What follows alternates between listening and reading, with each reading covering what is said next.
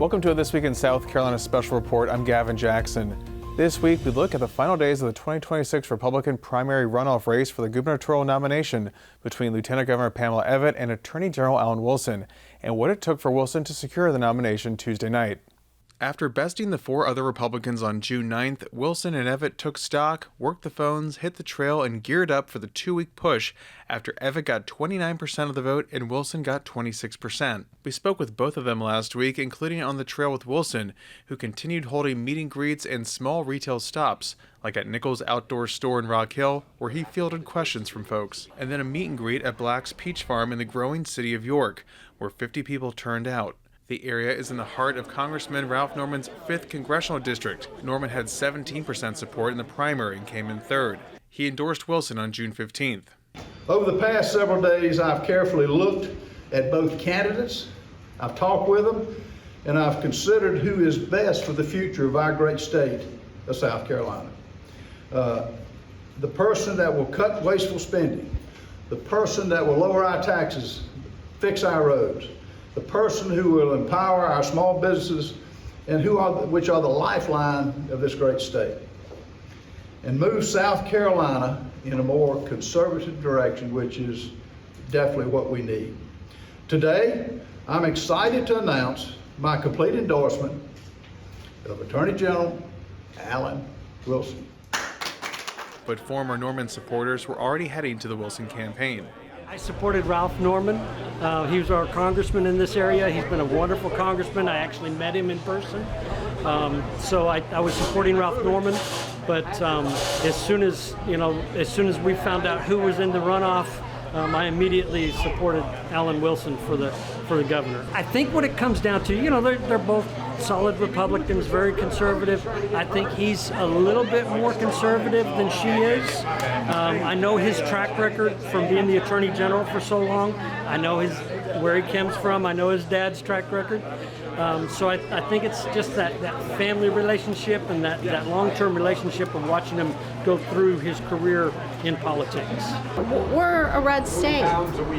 Act like it, okay? That's all.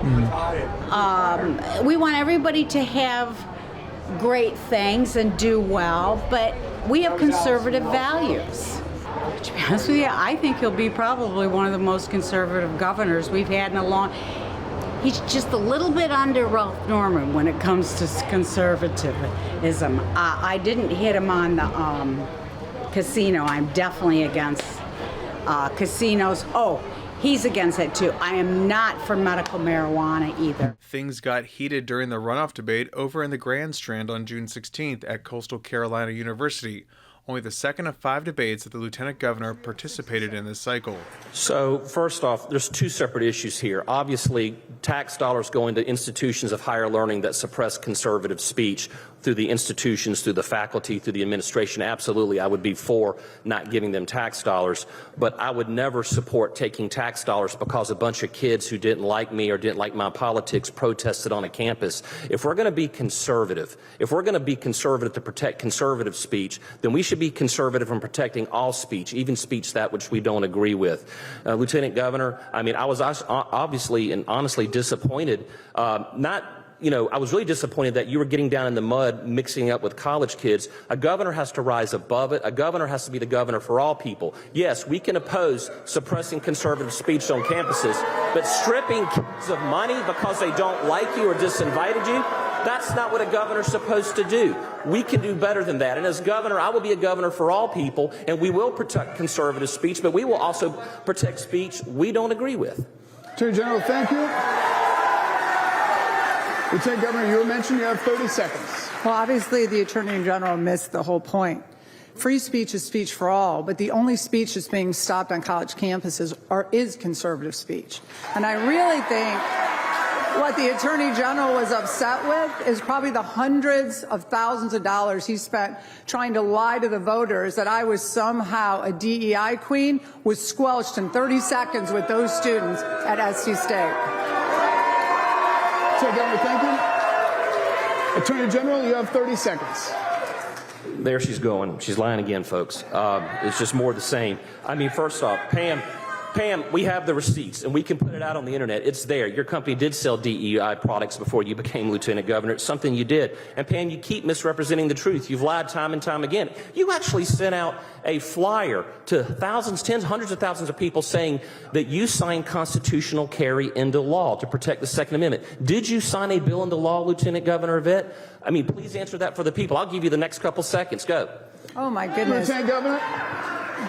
Lieutenant Governor, you have 30 seconds for your response. Yes. Well, I owned a payroll HR company, so while I was trying to keep my clients from getting fined from horrible regulations that were coming out of D.C., that's what I did. So as I was out there protecting small and medium-sized businesses and running my own, if the Attorney General was really so upset with DEI, he should have been trying to fight it from his office and not letting it impact the small businesses here in South Carolina. Attorney General, you have another 30 seconds. Well. We're going to reset the time. We'll reset the time. You have 30 seconds starting now. No, thank you so much. First off, Pam, look, I understand you're trying to run from your record from when your time as CEO of your company. You did sell DEI products. You have lied about your record. You've lied about some.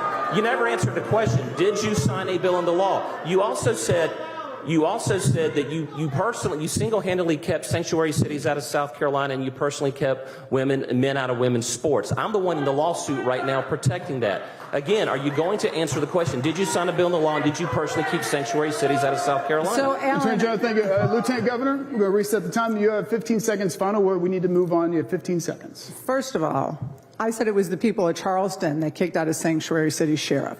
That's what I said. The governor and I together are a team. I understand you don't get that, but we are. So when that was signed into law, it was signed in by the McMaster-Evatt administration. So stop lying to these people. I'm surprised you even know what DEI is, never spending a day in business. Thank you, Candace. SCGOP Chairman Drew McKissick said that the intensity of the debate and the entire cycle is what primary voters want, though the crowd was very rowdy. Everything that I've seen, whether it's online activity, the phone calls I'm getting, the grassroots people that I talk to, it's all excitement, enthusiasm, very energized, very interested, and that's good for us in the long run. It's a little bit different in terms of the fact that when it did come, candidates had already been campaigning for so long. And again, as I pointed out, they've been going since football season. So when you've got 5 campaigns hitting it for 8 months, and then you have one that come in at the last minute with a self-funder, putting a lot of money into the race, people get dug into their positions. They've been volunteering, helping, donating these candidates for a long time. So it's not like they were all sitting around and waiting for, an endorsement necessarily. Not that the president's endorsement obviously matters, but the later it comes in the process, the more dug in people can get in their positions. Years ago, famous, former National Party chairman, political consultant Lee Atwater, he used to say, issues win campaigns. That's because people care about issues. They get engaged because of issues. They'll donate money or they'll knock doors because of issues. When the candidates talk about that right set of issues, enthuse and engage people, that's what pulls the turnout. Things were a bit more civilized at the Greenville Club on June 19th at a breakfast sponsored by the 4th District Republican Club and the Family Caucus. Some 175 people came out not just to have breakfast and to hear from the gubernatorial candidates, but to hear from other statewide candidates in the runoff. Wilson and Evatt made familiar pitches. Over the 8 years that I've been with them, right? We've given the largest state income tax cuts in the state's history. When I'm your next governor, I'll keep that momentum moving forward and I'll eliminate their state income tax. Because you see, I'm an accountant by trade and an entrepreneur at heart. And we don't kick the can down the road, have somebody else do it or solve a problem later on. We take care of it ourselves. Put all the endorsements aside. Who do you think is going to be the person who's going to lead us into the future? Who do you think the person who's been battle tested? Who's the person that you think is going to be able to inspire, influence, connect with the voters of South Carolina? I submit to you, I believe that is me. Ladies and gentlemen, everything that I do, my true north, will be about making our state more affordable for your family, making our economy more profitable for your business, making our government more accountable to you. Nate Lupp, who was neutral in the primary, said the campaign has been a pressure cooker. I thought there was kind of two different aspects of this campaign cycle, especially for the gubernatorial race. You had when there were 6 candidates, and that was a very different race than the runoff where we have 2 candidates. So getting to that part where we know who the 50-50 chance of becoming the governor are is important. Then voters can get a little bit more serious, and really it's put in front of them. You have A or B, and taking those other 4 off the table was important. I think it's a win-win for the party. Both of them are great options. I could easily cast a vote for either. I think it's just going to come down to small things that resonate with the individual voters, whether they like the lieutenant governor's business background, whether they like the attorney general's tough stance on crime and supporting our law enforcement. So it's just going to come down to little things, I think, on Tuesday. But that wasn't the only forum on Friday in the conservative upstate. Over in Pendleton, the two were set to meet again that evening. But in between the two forums, Attorney General Wilson got a major endorsement from President Donald Trump. It said in part, there are 2 highly respected candidates running to be your next governor. Both have had amazing careers and have been with me from the beginning. They are MAGA and America First all the way.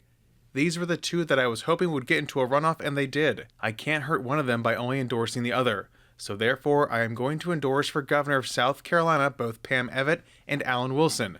It's a wealth of riches. With either one, you can't go wrong. Vote for Pam or Alan. They will not let you down. The dual endorsement came 3 weeks after Trump endorsed Evett, dealing her campaign a major blow with days left. Oh my goodness, you know, the governor has been amazing. It's been wonderful to have his support. And then the president is the president. I mean, I'll tell you, after he called me to give me his endorsement, I mean, I woke up that next day wondering if I had dreamed it all, right? Because it's just overwhelming to have somebody as successful as him that is so passionate about America first, the American people, American business, American farmers stand behind you. We were with Wilson at the Smokin' Pig barbecue restaurant in Pendleton Friday evening, moments after he got word of the endorsement. First off, I'm incredibly honored to have President Trump's endorsement. I mean, wow, I didn't see it coming. I'm so grateful. Literally just found out about 15 minutes ago, and the President's office reached out to me to give me a heads up that it was coming. And obviously, a few minutes ago, we saw where Senator Tim Scott endorsed me. So it means so much to have the faith and the confidence of so many important people in our country rallying behind me. It just means so much. The endorsement of Wilson ensures that Trump gets a win after his gubernatorial picks and primaries in Georgia and Iowa lost. Evett said the endorsement didn't mean she was set to face the same fate. Well, you know, I realize that politics is more than just about me and about South Carolina. And, you know, we have a lot of midterms coming up, and I understand the president's position. I always look at the bigger picture. But I got a personal message from him that said, fight, win. That's exactly what I'm going to do. Inside Faith Fellowship Baptist Church, members of the Anderson and Pickens counties Republican parties gathered to hear the closing arguments from the two. And if they ask you, why are you supporting Pamela Evett?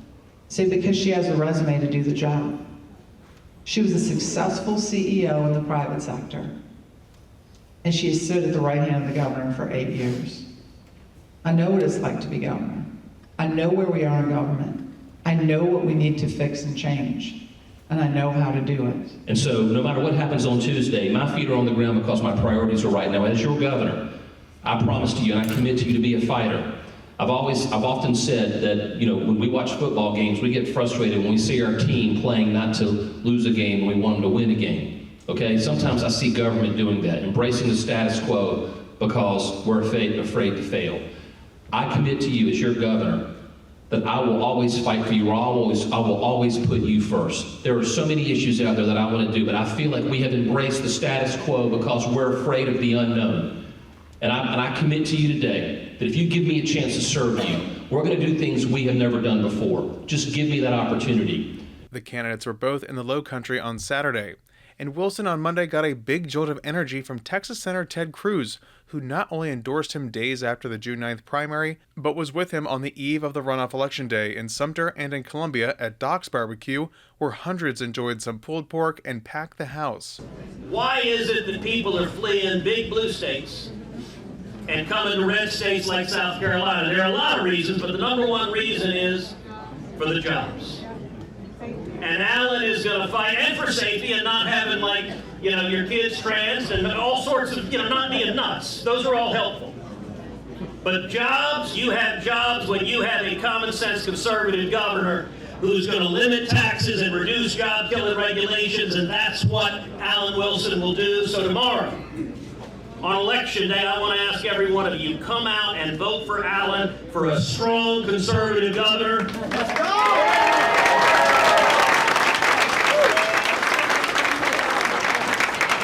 And I will say this campaign has enormous momentum right now, including President Donald J. Trump endorsing Alan Wilson.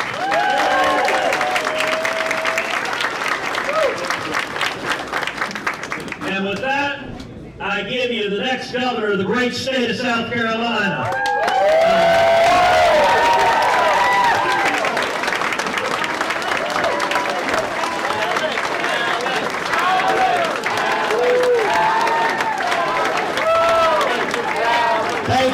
Cruz's Truth and Courage PAC also threw $250,000 behind Wilson in advertising in the upstate, and the senator said he seeks out the most conservative folks to endorse, and this had nothing to do with picking candidates opposite of Trump, like in this race and in Georgia. Look, I try to make an assessment in every race, looking at the record of a candidate, who is a proven conservative, who has a real record of standing and fighting for conservative positions, and then also who has a path to victory. This at the end of the day is not a parlor game. This is about saving our country. This is about preserving freedom. And so I tend to get involved in races late because I want to get involved in races where my support can make a difference and help a strong conservative hopefully surge ahead and win the race, and I hope that it plays a helpful role here as well. Wilson was voting alongside his wife, daughter, and son Tuesday morning, and it marked the second time his son was able to vote. And the day also marked a full year on the campaign trail. This is what he said about when he saw things shift for his campaign. We started seeing our numbers in our campaign, started to see me close the gap and surge probably within a few days after the primary. Probably Wednesday, Thursday, Friday of that week. We started to really feel the surge. I'd already started to see the gap closing leading up to the primary. And then, of course, we were probably, doing really well. And then all of a sudden, we started to have a lot of good fortune. I mean, obviously, Ralph Norman, who came out and supported me the Monday after the election. I'm incredibly grateful to Congressman Norman, his family, and all of his supporters. They seem to be rallying around us. Obviously, Nancy Mace did that first night. And what I tell people is, Meg asked the question, can people coalesce around you with such a bruising primary? You go back a year, and Miss Mace and I were not getting along, to put it politely. But we've come to an understanding, and we were able to build a bridge and not only become cordial, but to actually become incredibly friendly. And I was incredibly grateful for her to kind of set the example. No one saw it coming, that she came right out the gate and supported me. So that has been kind of like a big thing to me. I think that is where I started to separate myself, when people started saying, this is the guy that can bring factions of our party together. And I think that's what probably started the surge. Snow rolling. And then, of course, the president, and then Senator Scott, and then we had Senator Cruz here yesterday. So there's just this feeling of energy. And I will also say this, Gavin. I also noticed when I walked into restaurants, when I was walking through Walmart, when I'd go to small drop-ins, the crowds were getting a little bit bigger. More and more people were walking up to me that had never happened before. I'm like, okay, the voters are starting to pay attention. And that is when I started to feel the energy and the momentum grow. Polls closed at 7 p.m., and Wilson was declared winner not too long after. Ladies and gentlemen, I aspire not to be a transitional governor, but to be a transformational governor. People are skeptical. So many people across the state of South Carolina are skeptical about their government. They've become cynical. They're tired of the status quo. They're tired of elected officials just saying whatever they can say to get elected. But folks, I'm telling you, that is over. Here's what we're going to do. 3 things. I'm going to do a bunch of things, but 3 things I want to highlight for you. We're going to launch the Families First Audit Initiative. That's our version of DOGE. That's a complete top-bottom audit of all state government agencies. We're going to allow for public comment. We're going to let you take your government back, and then we're going to lay out a roadmap for real reform to make government more efficient, more accountable, more receptive, and better all around. And that's going to start the Families First Audit Initiative that Mike Rickenbaugh is going to lead. We're going to prioritize infrastructure. We're going to fix our roads and our bridges and expand our energy grid. We're going to modernize the Department of Transportation. And finally, let me be very clear. The era of bad corporate deals that cost taxpayers of billions of dollars are over.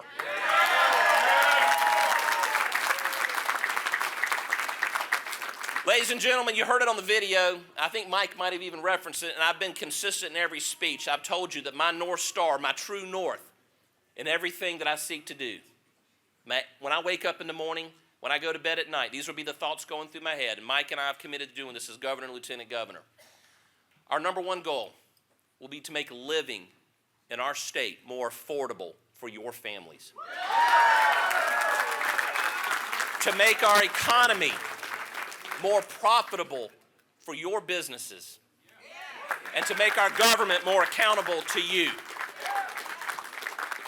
We're going to fight to eliminate the income tax, reduce your property taxes, DOGE, fraud, waste, and abuse from government, fix our crumbling roads and bridges, lower our utility rates, promote a kids-first education agenda, reform our judicial selection process, and much, much more. It is coming. You have my word. We spoke with Winthrop political science professor Dr. Scott Huffman Tuesday evening about the twists and turns on the campaign trail during the final days, including that dual endorsement. This race basically was over the moment Donald Trump gave the dual endorsement. That was releasing the floodgates, letting people do what they clearly had wanted to do in the first place, and that was, unfortunately for Pam Abbott, support her opponent. So Alan Wilson really reaped the benefit of that just overwhelmingly. We saw endorsement after endorsement come in for Alan Wilson. All of the voters, it looks like, who didn't support Pam Abbott in the original primary seems to have lined up behind Alan Wilson. It was dirty. Definitely every cliche of South Carolina politics, bare knuckle knife fight, yada, yada. But the real thing that made the difference in the end, that just opened the floodgates, was that Trump endorsement. What do you make of the power of the endorsement from the president these days if he's willing to hedge his bets like this? Well, he has done very well in federal races. He has not done as well in state races. So again, when folks, when Republicans say, hey, who does Donald Trump want to support him in Washington? They listen to Donald Trump. But it seems like more and more they're saying, look, that's the federal. I support Donald Trump, but we need somebody with their eyes focused back home. And so somebody whose only message, and this is not just in South Carolina, somebody whose only message running for a state office is Donald Trump is my everything, they are not getting the nods that you would expect. So the fact that Pamela Abbott's sails just didn't puff out and just sail her to victory after that endorsement really showed us that there might be a problem, and we've already talked about many of the reasons why. We just saw two different messages playing out there from the two candidates, with Wilson with that congratulatory speech, again, continuing that message of unity, kind of that joyful warrior message we've seen play out on the trail from him. Like, we haven't really heard him go too negative. Obviously, the debates are a different story, but when he's on the stump and when he's talking about his former opponents, he calls them competitors. He doesn't call them enemies. He's really trying to get a unifying message. I won't say it's a moderate tone, but it's different. I mean, again, it's compared to what I heard from Ted Cruz, that more national message where he's attacking the Democrats. Obviously, we'll probably start hearing more of that going into November. But what do you make of his tone and how he's presented himself on the campaign trail throughout the past year? He's been more broadly strategic. Again, it's sort of making sure that he's not alienating key allies. He did this along the entire way, knowing, especially after Trump endorsed Abbott, that he would have to pick up voters from the other candidates. And if he had spent his time bashing each one of them by name and alienating their voters, he might not have been able to do that. Now, no one knew that Trump was going to co-endorse him. So for all he knew, he had to be strategic. He couldn't go out on the attack against every other candidate. He did have some of his political action committees do that for him. Well, he didn't, no coordination, certainly.